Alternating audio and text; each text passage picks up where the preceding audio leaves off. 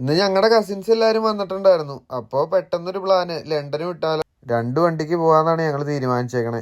Hello, എല്ലാവർക്കും നമസ്കാരമുണ്ട്. ഈ ഓടി തന്നെ കേട്ടോ നമ്മുടെ അന്നുമ്മ.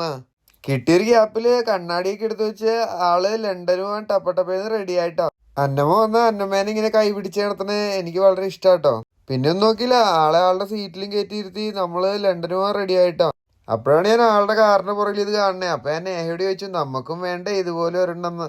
പിന്നെ ഞാൻ നേരെ വണ്ടി കയറി വണ്ടി ഓണാക്കി ചേട്ടന്റെ വണ്ടിയുടെ പുറകെ വച്ച് പിടിച്ചിട്ടോ. ഞങ്ങളിതേ സൗത്ത് ഹാളിലെത്തി. ഇനി ഇവിടുന്ന് അണ്ടർഗ്രൗണ്ടിന് പോകാനാണ് പ്ലാന്. വണ്ടിയിൽ നിന്ന് ഇറങ്ങിയപ്പോഴത്തേനും അത്യാവശ്യം മഴയുണ്ടായിരുന്നു. അപ്പോഴത്തേക്കും അന്നുമ്മയുടെ ബഗ്ഗി കയറ്റി സെറ്റ് ചെയ്തിട്ട് വണ്ടിയിൽ നിന്ന് ഇറങ്ങി ഇതേ പുറത്തേക്ക് നോക്കിയപ്പോ എവിടെയോ പരിചയമുള്ളൊരു സ്ഥലം. എനിക്ക് തന്നെ സംശയമായി, ഞാൻ പഞ്ചാബിലാണോ അതോ UK-ലാണോന്ന്. സൗത്ത് ഹാളൊരു മിനി പഞ്ചാബി ഹൗസ് തന്നെ. ഇവിടെ ഇലക്ഷന് നിൽക്കണവരെ പഞ്ചാബികളാണ് ഗൈസ്. ഇന്നതേ സ്ട്രീറ്റിലേക്ക് വന്നപ്പോ മുഴുവൻ ഇന്ത്യൻ സ്വീറ്റ്സും സ്നാക്സും. ഇന്ത്യൻ സ്നാക്സ് ഒക്കെ കണ്ടപ്പോഴത്തേനും ഞങ്ങളുടെ കൺട്രോൾ പോയി. ഞങ്ങൾ റെസ്റ്റോറന്റിൽ കയറി കുറച്ച് സ്നാക്സ് എല്ലാം ഓർഡർ ചെയ്തു. സ്നാക്സ് ഒക്കെ കണ്ട ആക്രാന്തത്തില് വീഡിയോ എടുക്കണ കാര്യം വിട്ടുപോയിട്ടോ. ഖാന പീന മുഖ്യം പീലേ. സ്നാക്സ് കഴിച്ചോണ്ട് മാത്രം ഒന്നും ആയില്ല, ഒന്നും നോക്കിയില്ല. അപ്പൊ 2 റൊട്ടി ഒരു കറിയും കൂടെ ഓർഡർ ചെയ്തു. ആ കിട്ടി ഗ്യാപ്പില് ഫോണൊക്കെ കാട്ടി നേഹ അന്നുമ്മേനെ വശത്താക്കിട്ടോ.